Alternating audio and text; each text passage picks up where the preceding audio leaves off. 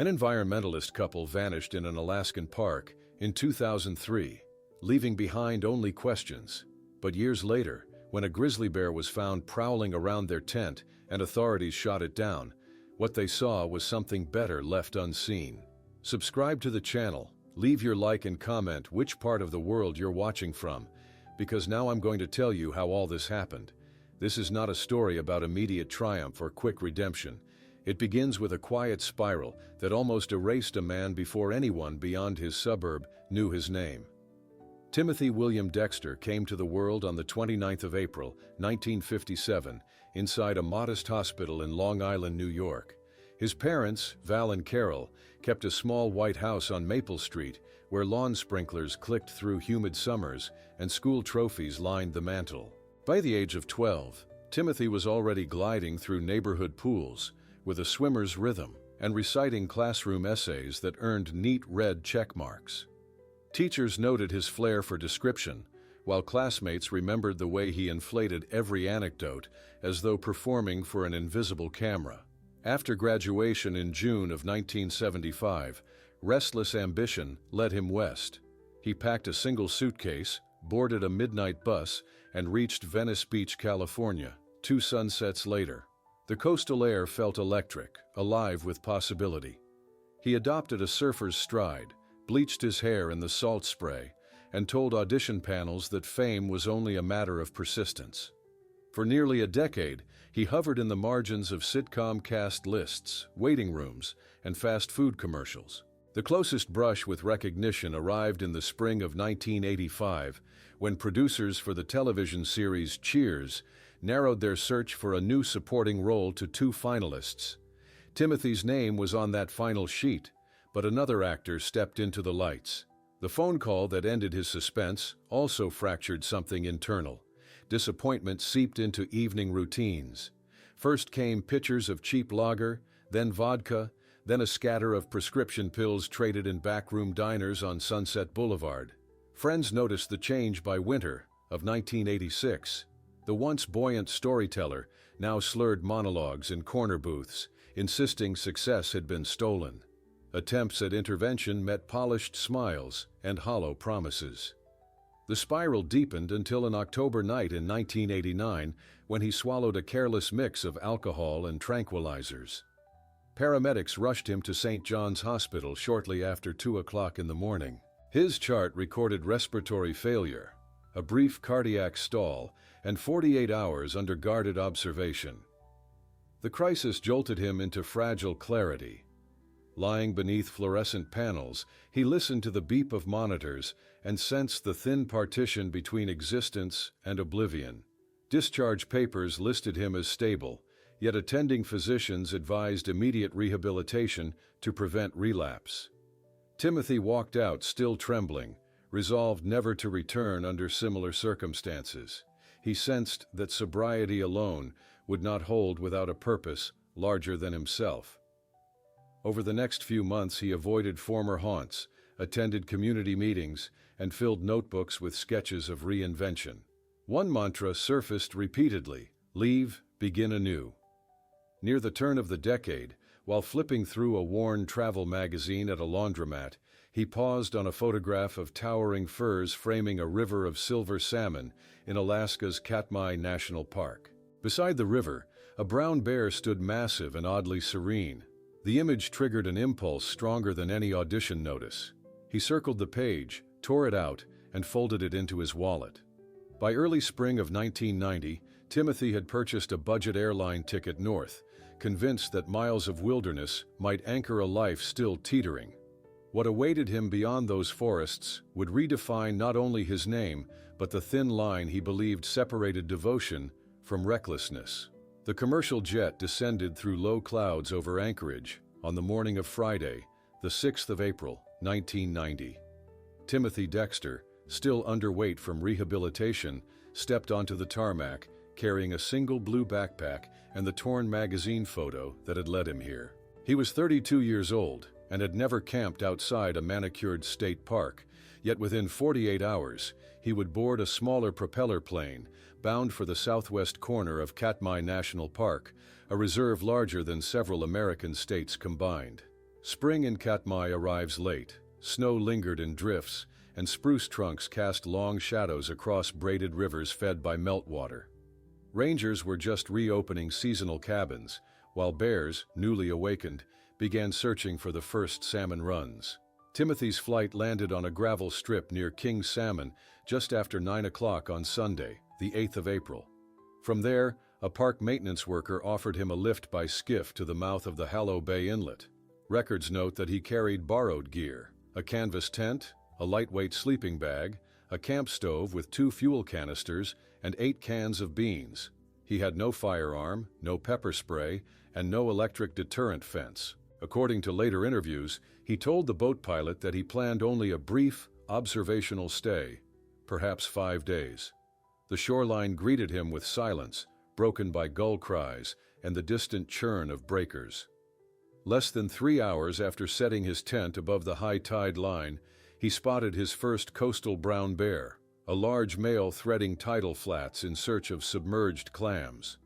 Contemporaneous journal pages show shaky handwriting as he described the animal's colossal calm and his own pulse hammering louder than the surf.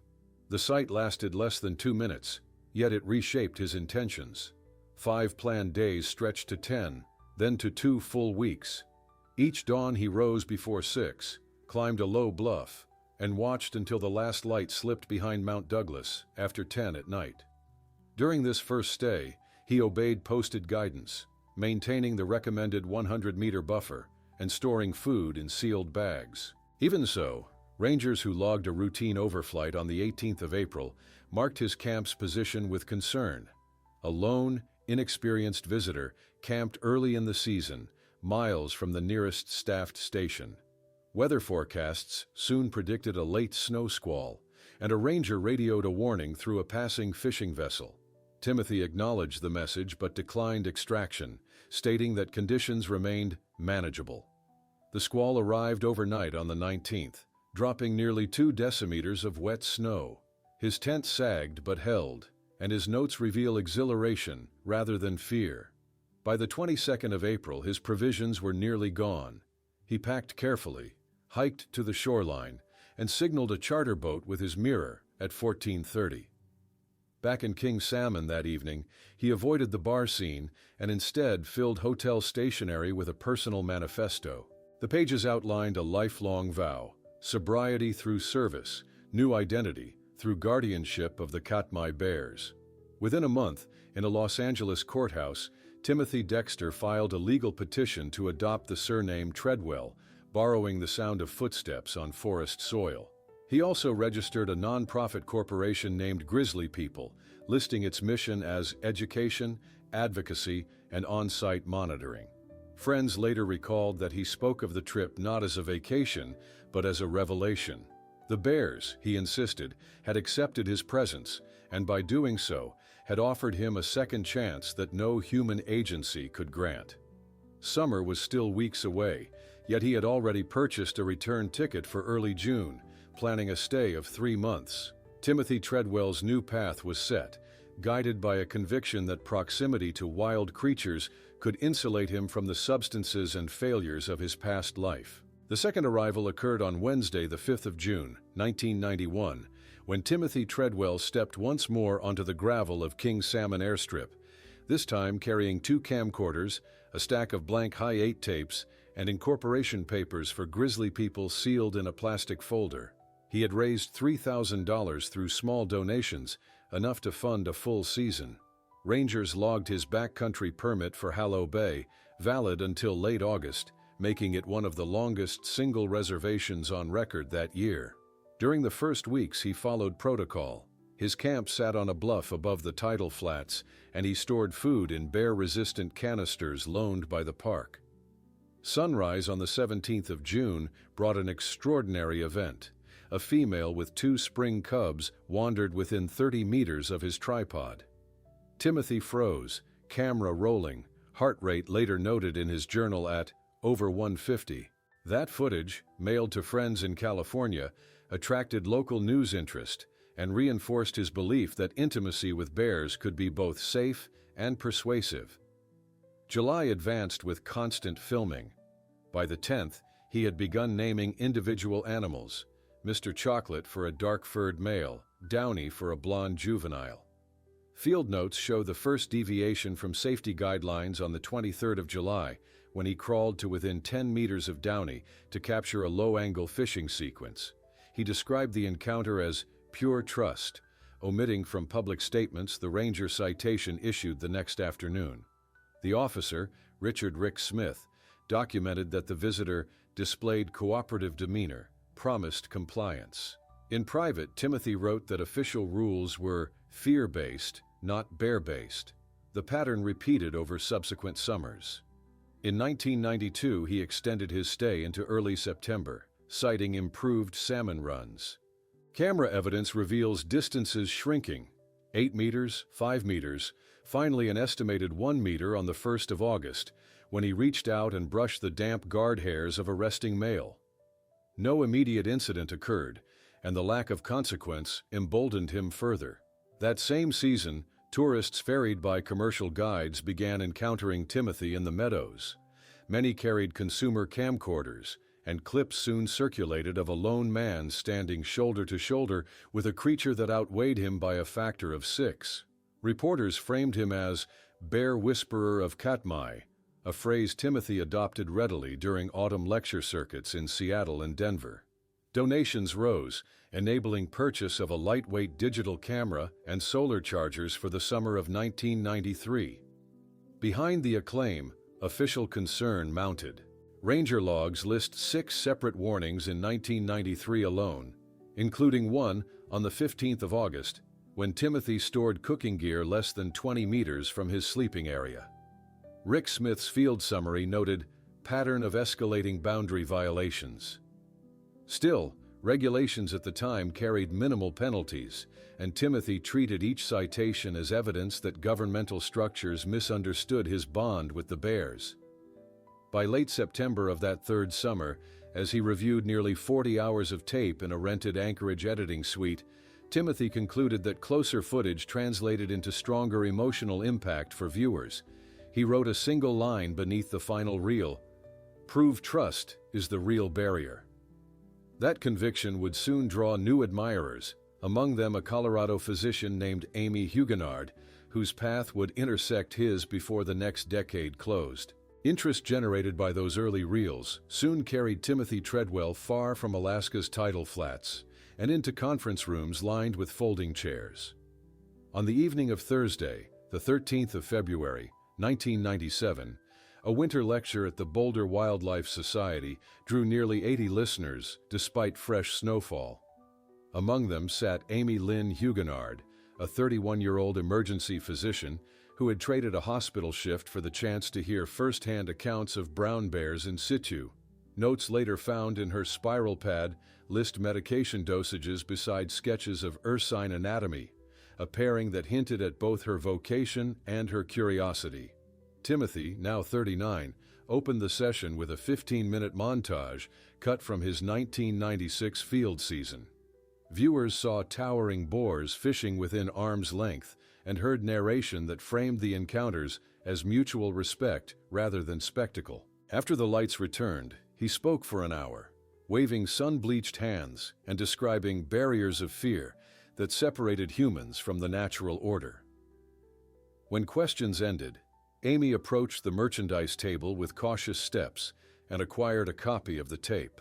According to her later correspondence, the exchange lasted fewer than 5 minutes, yet his intensity lingered long after she left the hall. Communication resumed by mail the next week. Letters traveled between Boulder and Malibu, where Timothy spent off-season months in a rented bungalow. They discovered overlapping histories of athletic training, his competitive swimming, her triathlon practice, and a shared disillusionment with urban life. By mid-April, the tone of their writing shifted from polite analysis of wildlife biology to plans for joint travel. Airline receipts confirm that Amy flew to Los Angeles on Saturday, the 26th of April, 1997, meeting Timothy in person for the second time. Over the next 3 days, they hiked coastal trails, and she listened while he detailed the logistics of Katmai expeditions, float plane scheduling, tidal charts, salmon cycles. Medical colleagues expressed skepticism when Amy requested an 8-week leave for the upcoming summer. She framed the trip as a sabbatical for wilderness medicine research. On Monday, the 9th of June, 1997, the couple boarded a commercial flight north, reaching King Salmon by evening. Amy carried a small orange canister of pepper spray tucked between field guides. Timothy carried upgraded digital equipment and his trademark blue bandana. Their first shared camp rose on a grassy shelf overlooking Hallow Bay. Rangers noted the unusual presence of a second tent, interpreting it as a sign that Timothy might finally adhere to safer practices. For the initial fortnight he did. Distances remained respectful, and Amy documented each sighting in a compact notebook, marking time, wind direction, and bear behavior. Yet familiar patterns soon crept back. On the 1st of July, Timothy stepped to within 3 meters of a subadult male to obtain a close focus shot of salmon jaws. Amy's field entry for that date reads only, "Pushed limit, heart racing." Witness accounts from guided tourists describe contrasting demeanors, Timothy bounding forward, Amy hanging back, one hand always near the spray. Evenings in camp, she posed measured questions about contingency plans, while he dismissed malfunction scenarios as products of negative thinking. Despite philosophical friction, affection deepened. Family photos taken during a 3-day mid-August supply run to Anchorage show them smiling, though relatives later recalled subdued tension in Amy's posture. As autumn neared, her return shift at the hospital loomed, but Timothy urged an extension into September to capture the season's final salmon run. She conceded, lengthening her absence by 2 weeks. The decision placed them squarely into colder weather and leaner bears, a choice that would soon intensify scrutiny from Ranger Rick Smith and escalate confrontations with both park authorities and Alaskan hunters. Long stays into cooler months soon revealed a widening gap between Timothy Treadwell's private convictions and official tolerance. On Tuesday, the 9th of September, 1997, Ranger Richard Smith met the couple near the Hallow Bay Ranger Shack at 1100 hours to discuss end-of-season procedures. Field logs describe a cordial tone that morning, yet within days, Timothy bypassed the suggested relocation schedule and remained in the meadow until the first hard frost.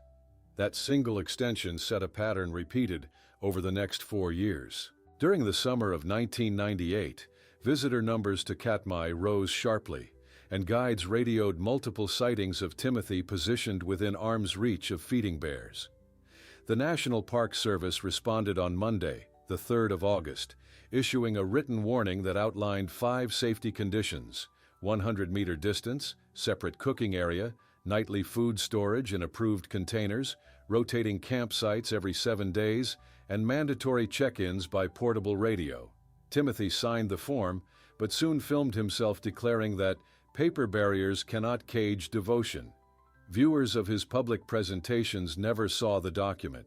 Instead, they watched footage of Downey catching salmon 2 paces from the tripod. Tension escalated in 1999 when a morning patrol found Timothy's tent pitched directly on a game trail at the edge of Brook Falls. The ranger citation dated Friday, the 13th of August, notes deliberate placement in predictable bear travel corridor. That afternoon, Timothy recorded a diary segment asserting that proximity taught bears to regard humans without fear. Wildlife biologists countered in regional newspapers, arguing that habituation increased the chance of dangerous encounters for future visitors. The debate drew attention from national television outlets, and by autumn, Timothy had appeared on 3 talk shows, presenting himself as an informal guardian who succeeded where regulation failed. While administrative friction grew, a separate front opened in Alaskan taverns and hunting lodges. Many local residents, who relied on regulated harvests for income and subsistence, regarded Timothy's publicity as naive at best and provocative at worst. On Saturday, the 14th of October, 1999, during an off-season visit to Homer, witnesses reported a heated exchange in the Salty Dog Saloon. A patron mocked Timothy's hand-feeding claims, and voices rose until staff intervened. No physical altercation occurred, yet the incident entrenched resentment on both sides. The year 2000 brought stricter enforcement tools. New guidelines allowed officers to levy immediate fines. On Wednesday, the 16th of August, Ranger Smith delivered a penalty of $100 for Timothy's approach to within 2 meters of a sow with cubs. Timothy responded by tearing the citation in front of his camera at 15:12, declaring, "Love is above law." The unedited footage, later released in a festival circuit short, captured Smith's silent departure and underscored the agency's limited leverage. Amy Huguenard, though less vocal, maintained private safeguards. Her journal entry for Sunday, the 3rd of September, 2001, lists hidden pepper spray locations and a hastily sketched escape route toward the tree line. That same season saw the first anonymous complaint from another camper, citing concern that Timothy's behavior might invite aggressive bear responses after his departure. Rangers forwarded the memo to headquarters in Anchorage, recommending permit review, yet bureaucracy moved slowly. By the close of 2002, Timothy had accumulated more than a dozen citations, but still retained annual access. Media interest, however, began to wane without new dramatic footage. Determined to recapture attention, he planned an unusually late return for the following year, targeting remote Kaflia Valley during the lean weeks of early autumn. Preparations filled the winter months. New camera batteries, updated donation letters, and a firm resolve to prove that trust alone could bridge even harsher conditions. Preparations finished. Timothy Treadwell and Amy Huguenard boarded an Alaska Airlines jet just after dawn on Friday, the 6th of June, 2002 trays, carrying 6 waterproof cases of video gear and a handwritten schedule that placed them in Katmai for no fewer than 100 calendar days. Timothy, então com 46 anos, framed the journey as a pivotal return. Amy, com 37, quietly labeled extra medical supplies and tucked fresh batteries into her pack. The float plane from King Salmon dropped them at Hallow Bay mid-afternoon, the engine fading into stillness that, to Timothy, signified freedom from every citation and headline of previous seasons. Early conditions favored optimism. Salmon crowded shallow creeks, bears fed with unhurried confidence, and daylight stretched toward midnight. On Sunday, the 8 de Junio, the couple established a tidy camp on a rise they called Salmon View. Distances remained respectful for the first week, and nightly video diaries show Timothy speaking in measured tones about a clean slate. Amy's notebook for that period records low wind, steady temperatures near 15 degrees Celsius, and bear behavior classified as placid. Tourists began arriving by guided skiff in late June. Many carried small digital cameras, hoping for the now famous tableau of Timothy walking beside a giant coastal male. They were not disappointed. On Thursday, the 19 de Junio, he filmed a sequence with Mr. Chocolate less than 2 arm spans away, sunlight glinting off wet fur. Rangers observed from binocular range and filed no complaint. The bear, heavy with fish, showed no sign of agitation. July unfolded as an unbroken loop of filming, data cards and solar charging panels spread like petals around the tent. By mid-month, Timothy had captured dozens of close, talking head segments in which he declared himself shielded by mutual trust. Donation envelopes, pre-addressed to grizzly people, left the peninsula almost weekly with departing tourists. Amy's caution persisted. She maintained separate cook and sleep zones, buried food scraps, and performed nightly perimeter checks with a headlamp. Her entry for Tuesday, the 22nd of July, notes a subtle shift. Bears calm, but Tim increasingly buoyant. Risk of overreach. No incident followed, yet the observation foreshadowed the season's turn. August brought heavier rain and a thinning tourist schedule. Timothy interpreted the quieter meadows as confirmation of his commitment, narrating to the lens that only true guardians stay when the crowds leave. The couple celebrated Amy's 38º aniversario on Thursday, the 23 de Outubro do Calendario, with canned peaches and a single candle. Hours later, a juvenile male wandered within 2 metros of camp. Timothy extended a hand, palm up, while Amy held the pepper spray behind her back. The bear sniffed and moved on. The moment, preserved on tape, drew cheers at later school presentations, but hardened official unease. Permit requirements forced a brief exit for visa renewal in late September. They stored equipment with a friend in Homer and spent 3 nights in Soldotna. On Sunday, the 28th of September, Timothy argued with hunters at the Riverside Bar after overhearing jokes about petting zoo bears.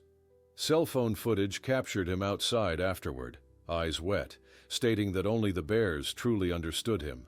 Amy, standing nearby, appeared exhausted rather than moved. When the float plane lifted them back into Katmai on Monday, the 29th of September, they chose not to return to familiar Hollow Bay. Instead, Timothy directed the pilot toward the more remote Kaflia Valley, a place where late-season bears, leaner and fewer, searched the last trickle of salmon. He told the onboard camera that final definitive images awaited in that valley, and that he would not leave until the story was complete. The float plane's echo faded over spruce ridges, leaving Timothy Treadwell and Amy Huguenard alone in Kaflia Valley on Monday, the 29th of September, 2003. Elevation here sat lower than Hollow Bay, yet the terrain felt harsher. Alder thickets hemmed narrow river bends, and salmon carcasses, already picked over by ravens, marked the gravel bars. Daylight measured barely does horas by that stage of autumn, and temperatures at dawn hovered near 0 graus Celsius. They set camp on a shelf of tundra, 8 meters above the creek. For the first time in 13 seasons, Timothy ignored the practice of rotating tents every few days, reasoning that few other humans would reach this remote arm of Katmai before winter. Amy assembled a small cooking ring 30 metros downslope and placed bear-resistant containers in a lattice of driftwood. Her notebook labels that afternoon, "Quiet but uneasy, bears lean, light low." Ranger records confirmed that on Tuesday, the 30th of September, a patrol aircraft photographed their orange tent from 900 meters altitude. The pilot logged 2 solitary bears within the valley, both appearing thin. No radio contact was attempted. Timothy had declined to carry the park-issued handset, preferring his private satellite phone for weekly updates to a Malibu friend. That choice removed the immediate 2-way link that rangers relied upon for risk advisories. Rain arrived on Wednesday, the 1 de Outubro, and persisted almost unbroken. Video captured by Timothy shows droplets racing down the lens while he comments on the raw beauty of a season few visitors witness. Off-camera, his handwritten diary reveals a more unsettled tone. Food dwindling, creek high, bears pacing. Amy noted in medical shorthand that Timothy's sleep was fragmented and punctuated by abrupt glances toward the tent wall.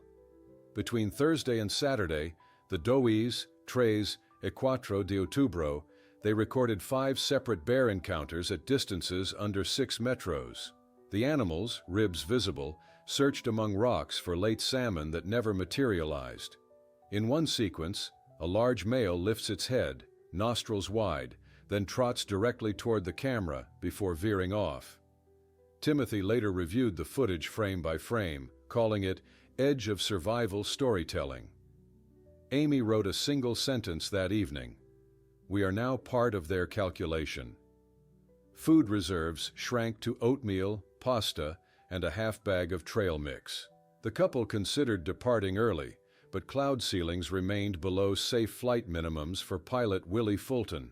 On Sunday, the 5 de Outubro, rainfall intensified, saturating Muskeg and seeping under the ground sheet. They spent long hours inside, alternately reviewing tapes and patching gear.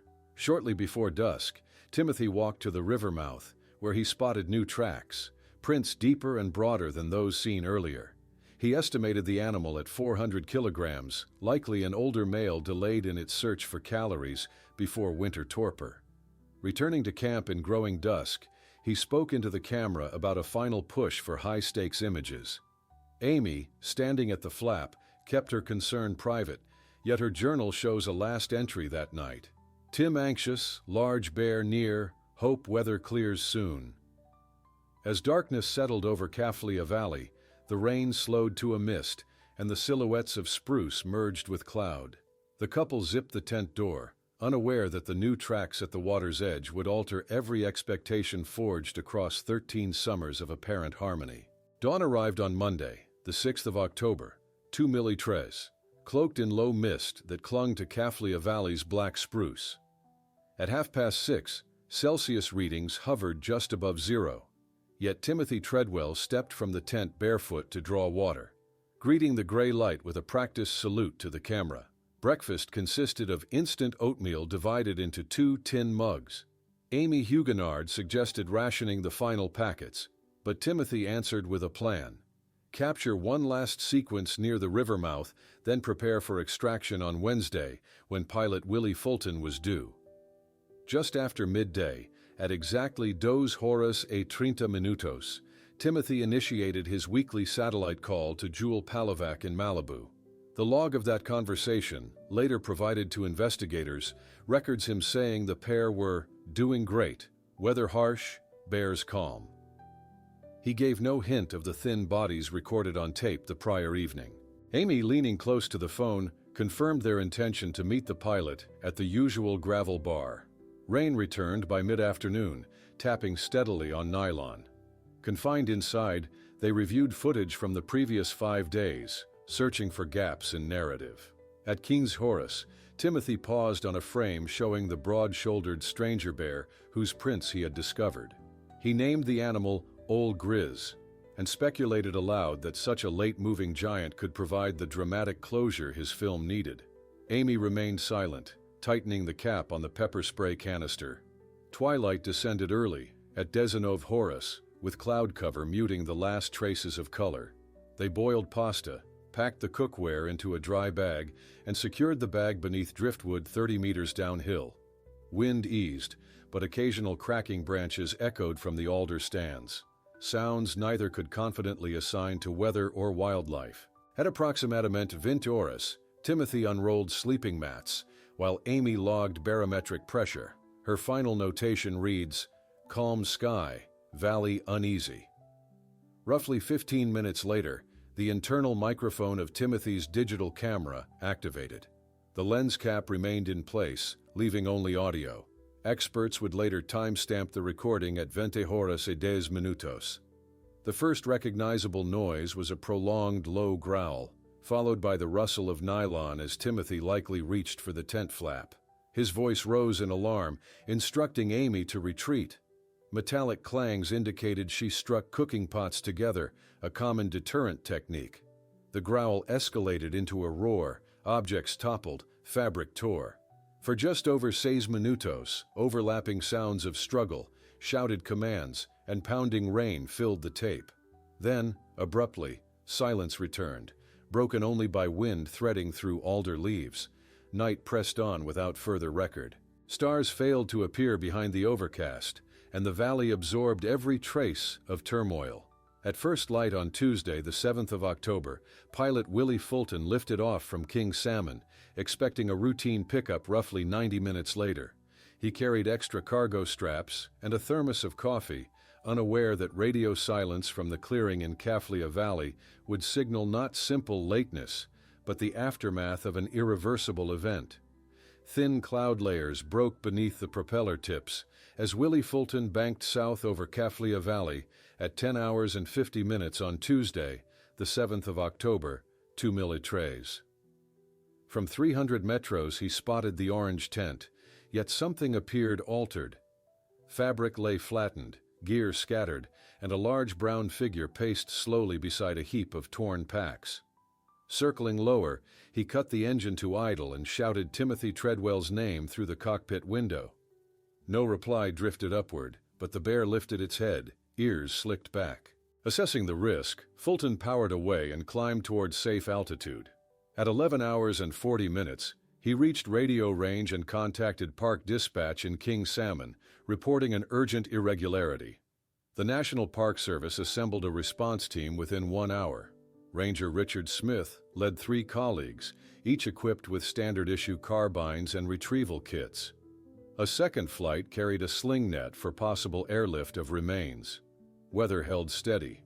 8 degrees Celsius, overcast, slight northwest breeze, allowing the first helicopter to touch down near the abandoned camp at 14 horas y 20 minutos. Initial survey confirmed Fulton's observations. Cooking pots lay dented, sleeping mats protruded from shredded nylon, and camera cases lay open, some still dry. 30 meters away, the same large male bear stood guard over the debris, displaying little hesitation at the rotor wash. When the animal advanced with jaws parted, protocol required immediate neutralization. A single round felled the bear at 14 hours and 24 minutes. A second ensured it would not rise. Rangers secured the perimeter, then began systematic search. Within minutes, they located Timothy's wristwatch, still fastened to a partial forearm, beneath a blue bandana. Nearby lay a portion of a torso clad in dark rain gear. Roughly 50 metros downslope, investigators found vertebrae, clothing fragments, and a torn backpack containing medical supplies bearing Amy Huguenard's initials. A fresh drag trail suggested scavenging had continued through the night. Light waned quickly, and the team established a temporary base, marking locations with colored flags for forensic mapping. At 17 horas y 50 minutos, a younger bear, estimated at 3 anos, emerged from alder cover and moved toward the site. Rangers deterred it with warning shots, yet the animal persisted, forcing another lethal measure for crew safety. With darkness imminent, personnel collected identifiable remains into sealed body bags and prepared them for airlift at first light. Wednesday, the 8th of October, opened with clear skies. By 7 horas, a sling load carried the recovered material to King Salmon, then onward to Anchorage for examination by the state medical examiner. Stomach analysis of the larger bear yielded personal effects, pieces of clothing fabric, a camera grip, and articles later matched to Timothy. The second bear's digestive tract contained fragments consistent with Amy's attire. Forensic timelines concluded Timothy encountered the initial conflict, while Amy resisted for several minutes afterward, evidence supported by parallel scratches on cookware and tent poles. News bulletins broke before noon Anchorage time.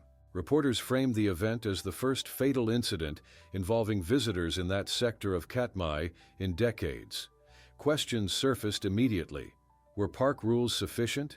Did repeated citations foreshadow this outcome? By evening, satellite vans lined the gravel outside the regional ranger office, each seeking on-camera comment from officials who now pieced together a story recorded, in part, on a still-sealed 6-minute audio file.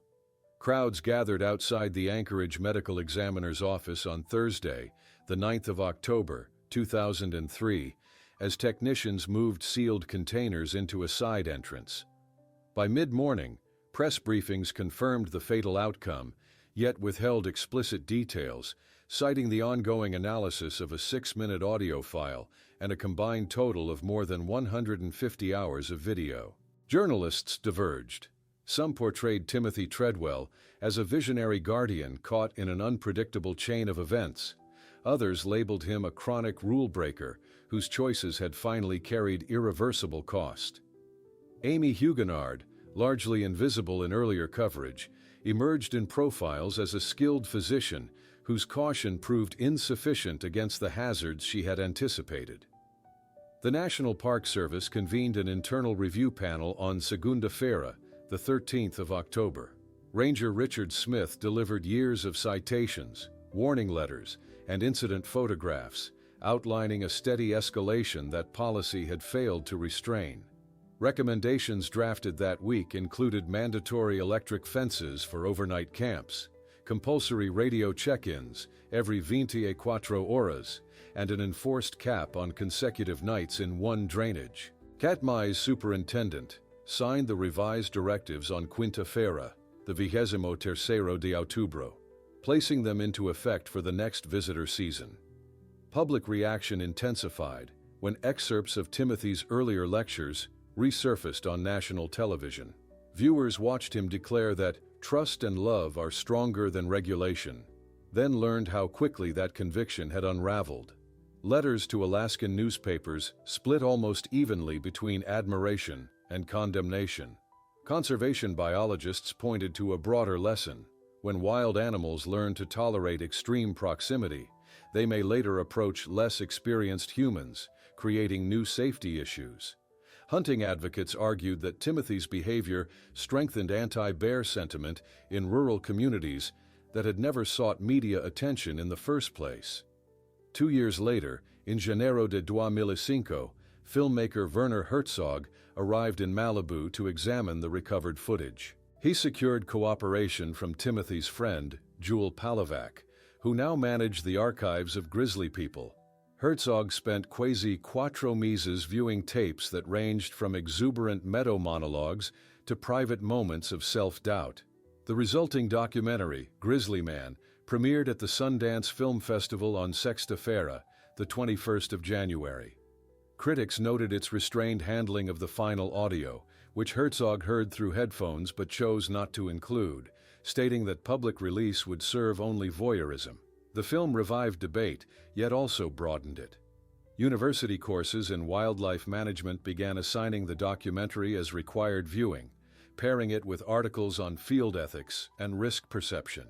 Middle school science teachers used selected clips to illustrate salmon ecology and predator behavior, framing Timothy's story as both cautionary and inspiring. Institutionally, Grizzly People shifted focus from close-range advocacy to structured safety education. The nonprofit funded bear-resistant food lockers at popular campsites and produced illustrated guides outlining 6 basic deterrence tools. Concurrently, Friends of Amy established a scholarship at Indiana University School of Medicine for students specializing in emergency wilderness care, honoring her desire to merge clinical skill with outdoor research. Each autumn, as bears near Katmai slip into winter dens, rangers still patrol the Kaflia drainage. Marker flags placed during the recovery remain stored in a metal cabinet, their fluorescent colors faded. They are seldom displayed, yet every new backcountry orientation references the incident, reciting the same distilled message. Profound respect for wildlife must operate alongside, not in place of, basic precautions.